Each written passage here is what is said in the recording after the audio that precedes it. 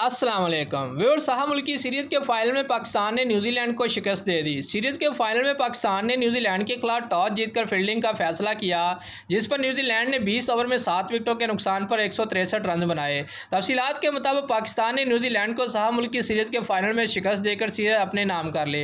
कप्तान बाबर आजम और मोहम्मद रिजवान ने एक अच्छा आगाज़ फराहम किया, लेकिन जल्द ही कौमी कप्तान बाबर आजम 15 रन बनाकर केवी बॉलर ब्रेसवेल की गेंद पर कैच आउट हो गए। पाकिस्तान की दूसरी विकेट 11वें ओवर में गिरी, जब शान मसूद को ब्रेसवेल ने सिर्फ 19 रन पर पवेलियन भेज दिया, जिसके बाद मोहम्मद रिजवान 29 गेंदों पर 34 रन बनाकर सऊदी की गेंद पर एलपीडब्ल्यू आउट हो गए।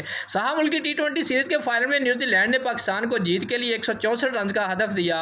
सीरीज के फाइनल में पाकिस्तान ने न्यूजीलैंड के खिलाफ टॉस जीतकर फील्डिंग का फैसला किया, जिस पर न्यूजीलैंड ने 20 ओवर में 7 विकेटों के नुकसान पर 163 रन बनाए।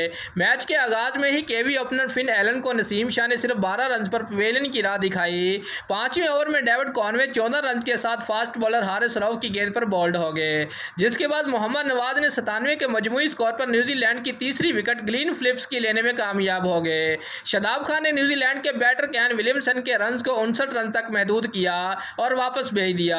बॉलर नसीम शाह ने 19वें ओवर में पाकिस्तान की जानब से बेहतरीन कारकर्दगी का मुजाहरा करते हुए चैंपियन की विकेट हासिल की और मार्क चैंपियन 25 रन बनाकर वापस लौट के, जिसके बाद अगली ही गेंद पर मोहम्मद रिजवान ने जिमी नेशम को 17 रन पर रन आउट किया और मैच के आखिरी ओवर में फास्ट बॉलर हारिस रऊफ ने इनिंग्स के आखिरी ओवर में इस सऊदी की विकेट हासिल की। कौमी क्रिकेट टीम में एक तब्दीली की गई, फास्ट बॉलर मोहम्मद हसनैन की जगह हारिस रऊफ को प्लेइंग 11 में शामिल किया गया।